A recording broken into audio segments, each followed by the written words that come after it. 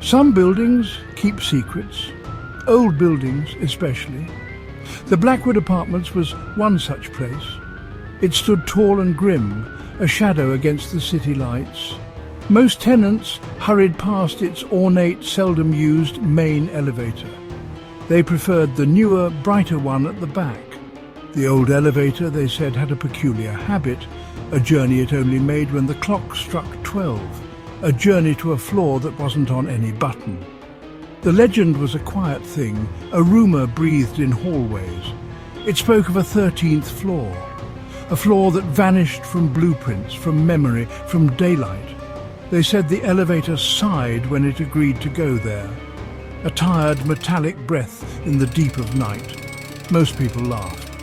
Just a story, they'd say. But their laughter never quite reached their eyes. Something about the Blackwood made you believe in shadows, made you wonder what waited in the quiet dark. One man, a newcomer named Arthur, listened more closely. He collected stories, you see. Odd ones. He had a camera and a taste for the unexplained. The tale of the midnight elevator was a perfect morsel. He thought perhaps he could catch the legend in the act. He didn't believe, not really, or so he told himself. But the idea took root like a seed in dark soil. He decided he would wait for midnight. He would press no button. He would simply wait. And so, one Tuesday, as the city outside hummed its late-night song, Arthur stood before the old elevator. His camera was ready, its small red light a brave spark. He felt a tremor of something, excitement or perhaps fear. The clock in the lobby ticked, each second a heavy drop. Midnight arrived, the air grew colder. The old elevator, with a soft groan, slid its doors open, inviting him in, or perhaps daring him. He stepped inside, the doors closing like a sigh behind him. His journey into the Blackwood's heart had begun. The found footage starts here, shaky, a little blurred. Arthur's breath is loud in the small space of the elevator. The numbers above the door do not light up. There is no sound of machinery, no hum of ascent, just a strange, expectant stillness in the metal box.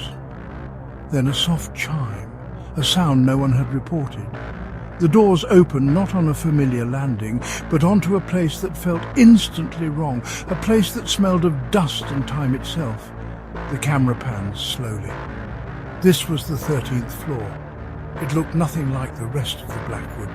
The air was heavy, like a held breath. Dim light flickered from a single bare bulb far down the corridor. Cobwebs draped the corners like forgotten party decorations. The wallpaper, patterned with faded roses, peeled in long strips. It was as if this floor had been asleep for a century, waiting, just waiting, for someone to arrive, for someone like Arthur perhaps. He stepped out. The footage shows his hesitant feet on the grimy tiles. The hallway stretched before him, a tunnel of shadows. Doors lined both sides. So many doors. Each one was closed. Each one looked locked. Some had numbers tarnished and difficult to read. Others were blank, smooth wood, stained dark with age. He tried a handle. It didn't turn. Another, the same.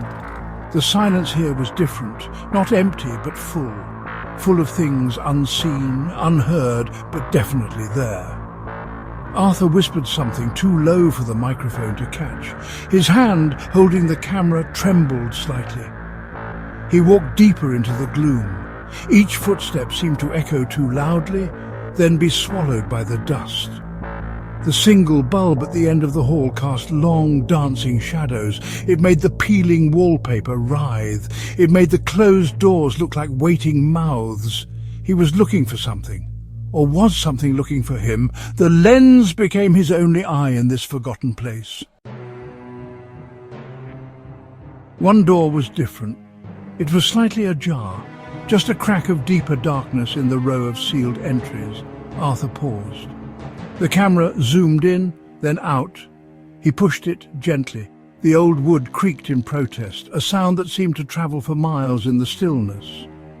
The door swung inward, revealing a room. Not a bedroom, nor a study, something else. something that felt like the heart of the floor's sorrow. The air inside was colder still, a noticeable drop. The room was almost bare, except for two things. In the centre, a single straight-backed wooden chair. It faced away from the door towards the far wall. And on that wall, a large, ornate mirror. Its glass was surprisingly clean, unlike everything else. It reflected the empty chair, the dusty floor. It reflected the faint light from the hallway. Arthur stepped in. The camera panned around the small space. There were no windows, only the door, the chair, the mirror. He approached the mirror slowly, hesitantly. The footage shows his faint reflection appearing. A ghost in the glass, camera held before his face. The chair sat between him and his mirrored self. As if someone had been sitting there watching the door, waiting for him to enter this specific room. Then he saw it, or rather, the camera saw it first, scrawled across the mirror's surface, words written in something dark, like dried blood or rust. "Welcome! We knew you'd come!" The letters were stark against the reflective surface. They were not elegant, they were a scrawl. Hurried, desperate. Arthur gasped, a small sharp sound. The camera jerked, focusing on the terrible words. "Who are you?" he whispered, his voice cracking. The mirror only showed him his own frightened face and the empty chair and the silent, watching room. Then a sound came from behind him, a shuffling. The footage ends abruptly. With that shuffle, a sound like something heavy being dragged. The camera spins wildly, a glimpse of the door, a blur of motion. Then a piercing shriek quickly cut off. Static. Pure, noisy, black and white static, that's all. The rest is silence. The rest is gone. Arthur was gone. He never came back down in the elevator. He never checked out of the Blackwood apartments. He simply vanished from the face of the earth.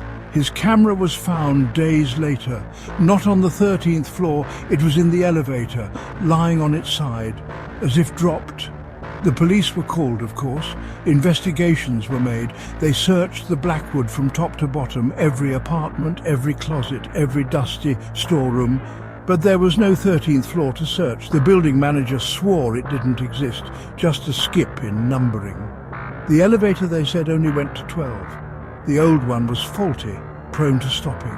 That was all. The found footage became an urban legend itself.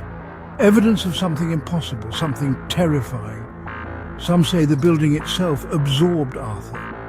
That the 13th floor is not a place, but a state of being. A trap for the curious, for those who listen too closely to whispers.